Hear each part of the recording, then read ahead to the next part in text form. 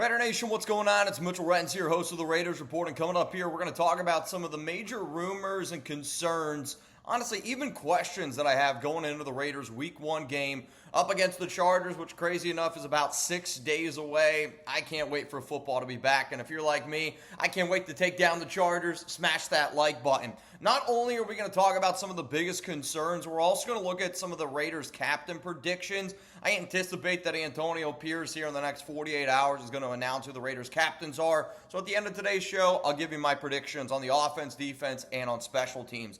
Let's get to the first concern. It's going to be around Brock Bowers, and I know that AP last week said that he wasn't overly concerned about it, and I made a video saying AP made it seem like he was, if AP's not worried, maybe we shouldn't be worried, and that they're just taking a little bit slow with this foot injury. But then again, for us to be able to go out there against our division rivals, I want us to be at 100% strength. And for a player that we drafted at 13 overall, that's somebody that this team is really considering is going to be a big-time focal point of the offense with 12 personnel. And I know that if Bowers is unavailable, I have confidence in Michael Mayer. I have confidence in Harrison Bryant, who are two very good backup tight ends. But you want to be full strength.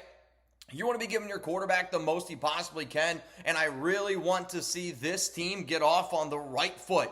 Starting out 1-0 and then going playing the Ravens compared to starting 0-1 and playing the Ravens in Baltimore, two very, very different things. And quite frankly, I need to see Brock Bowers out there on that practice field on Wednesday to just help me calm my nerves a little bit. Let's go to another concern that I have, and it's Jackson Powers-Johnson. Is he going to play? Another dude that Antonio Pierce last week spoke about, saying he's got to get into game shape. Yes, they're going to have some practices to kind of get this thing going, but we've been waiting around, and, we've been told, JPJ is going to be okay, or we've heard, he's battling some things. For me, we cannot afford to put Cody Whitehair out there in our starting lineup up against Joey Bosa, up against Khalil Mack. The Chargers are going to try to do everything in their power to get in the face of Gardner Minshew. I hope our offensive line is up for the task. Kolton Miller, according to all reports, has looked pretty damn good. I have confidence in Andre James, but, then you got Thayer Munford. Hopefully that one ends up working out. You can't have another 6-sack game like our right tackles did last season. Then you got to hope that Dylan Parham is going to be able to play a solid game. He was playing in the 4th preseason game up against the 49ers. Maybe there's some concern, or not against the Niners, up against the Cowboys. Maybe there's some concerns there. I think also, though, you have to consider the offensive line at its peak, which I believe the offensive line at its peak is Kolton Miller, Jackson Powers-Johnson, Andre James, Dylan Parham, Thayer Munford.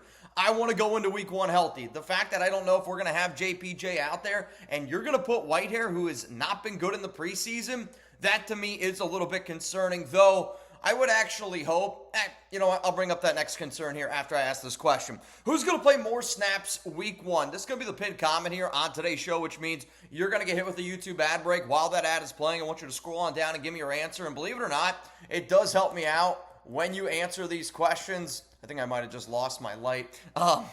It does help me out when you answer these questions here. So let me know down below, Brock Bowers, Jackson Powers-Johnson, who ends up playing more snaps for the Raiders.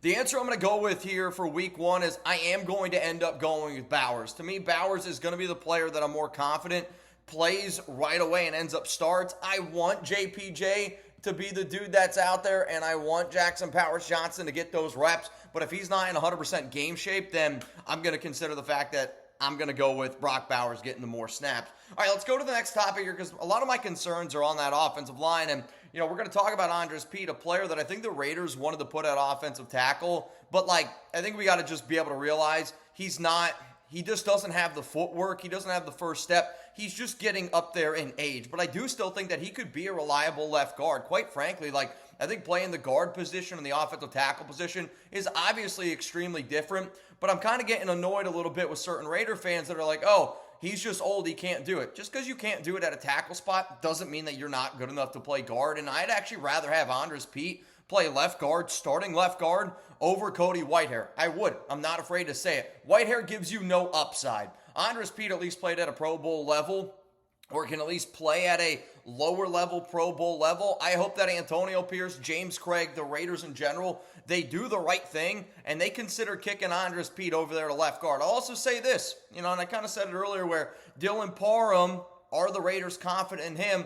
I'm actually genuinely curious if the offensive line that we start this season with, even if it's 100% healthy, is what it looks like at the end of the year. Dylan Parham is going to be an interesting player to keep an eye on, whether or not he keeps that starting gig. Do they decide to put JPJ on the right side to keep Andrus Peat at the left side? Could they put Andrus Peat, who's really never played right guard to my knowledge in his, 8, 9, 10-year career?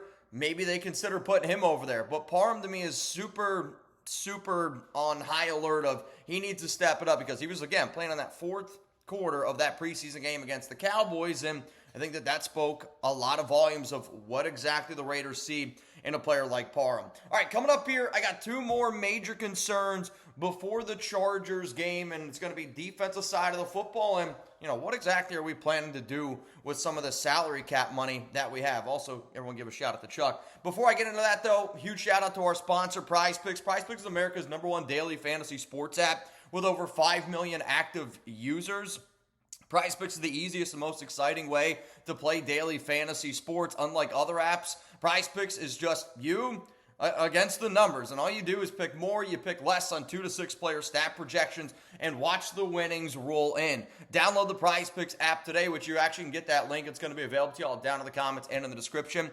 Download the Prize Picks app today. Use code CLNS and get $50 instantly when you play $5. All you got to do is play $5. You're going to get $50 instantly. That's code CLNS on Prize Picks to get $50 instantly when you play $5. You don't even need to win to receive the $50 bonus. It's just guaranteed. Prize Picks, run your game. So one of the things I wanted to be able to show people is you can actually go on Prize Picks and you can look up Raiders, which is what I like to do. And I'll also say this, if this is the first time you're ever doing it, do it with a win-win mindset where I'm going to watch the Raiders, and if I can put $5 down, I'm going to get 50, and then I can win on top of that. That's a win-win situation if you're trying to get your kids to love sports, if you're trying to get your wife to watch sports with you. I mean, I just did a draft the other day with Alex.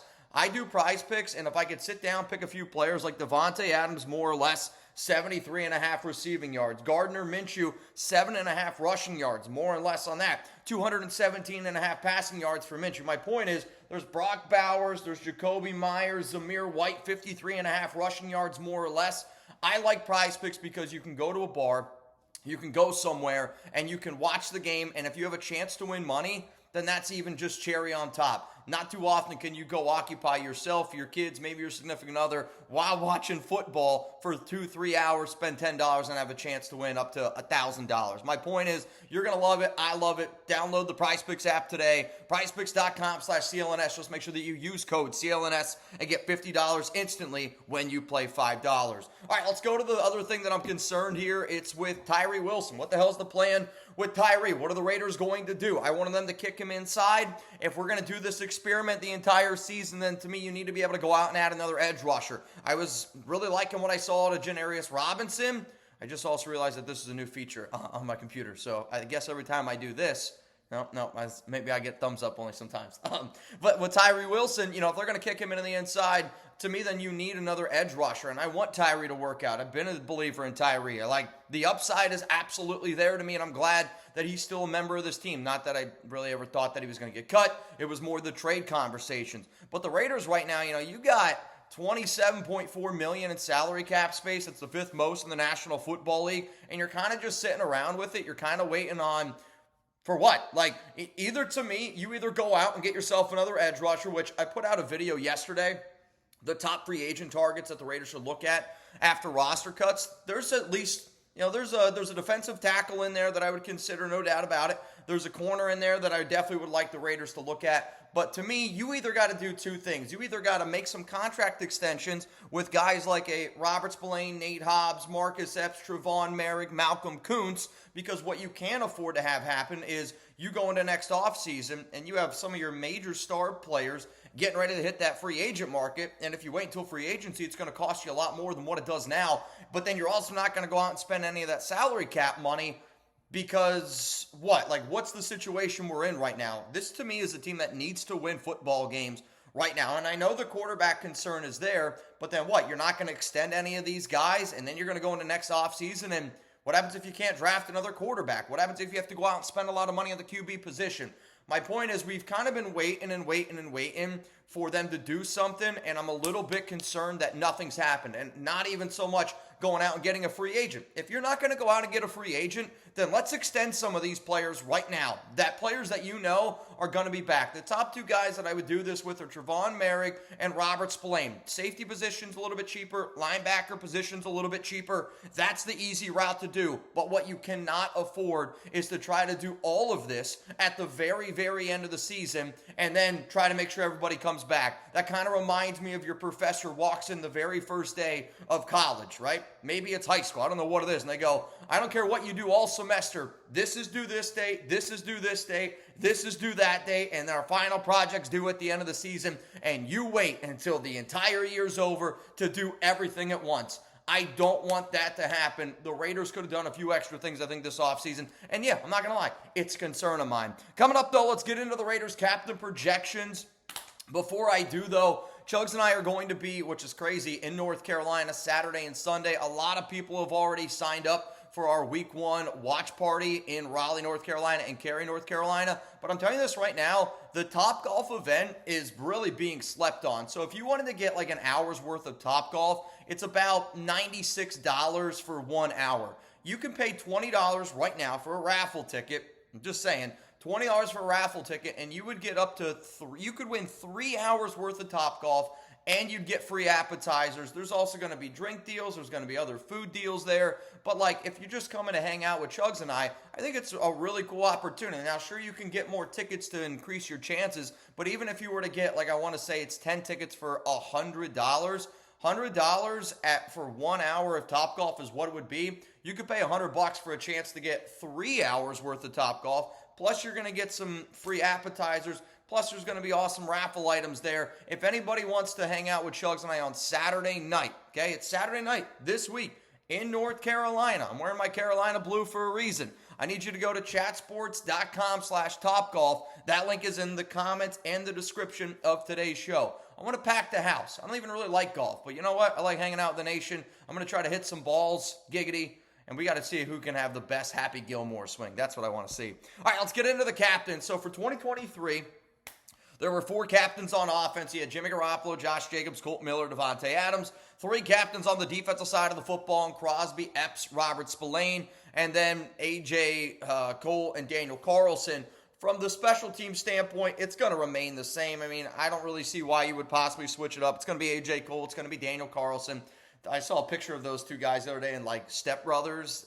It was whoever made that. Shout out to you. We might have to make a T-shirt or something around that. On the offensive side of the football, I'm going to go with Gardner Minshew. He won the quarterback job, and if he wins the starting QB job, then to me, the way the NFL works is that's usually your captain. And I can't really blame the Raiders for going with that. Also, I'm going to keep Kolton Miller, Davante Adams. There's no reason to really not keep those guys as captains. If the Raiders wanted to consider some other people for offense, I do think Aiden O'Connell, you could have a situation where the Raiders name 2 quarterbacks captains, because I'm telling you this right now, that team does look at Aiden as a leader on that team, and I know that for a fact. I think another sleepy one, Jacoby Myers. Antonio Pierce loves him, thinks he's a great dude, which he is a great dude. He's that player-coach mentality. He's their emergency quarterback, but Jacoby just does all the things that I think Antonio Pierce preaches, and he just comes in, humble guy, does his job.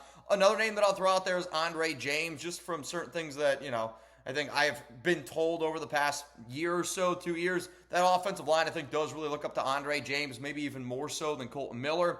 On defense, because defense is where this team's going to win football games, Maxx Crosby, Marcus Epps, Robert Spillane, there's no reason, in my opinion, to change any of those captain candidates. Now, the other name that you're going to throw in there, to me, is Christian Wilkins. If you're going to spend 4 years, $110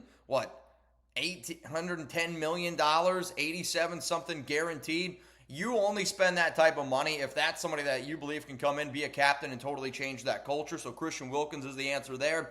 Others that I would consider, Nate Hobbs and Trevon Merrick would be the other names that I really throw into that mix. And sleeper, John Jenkins, just because he's an old veteran at defensive tackle. So to me, those are your Raiders captains for the 2024 season. Again, I anticipate that Antonio Pierce mentioned something here soon. Also, Alex and I are going to go look for cars, and I was told I was only allowed to make this video 15 minutes because we're already running late.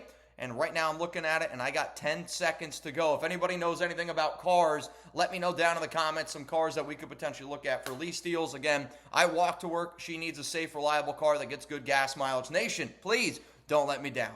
15 minutes.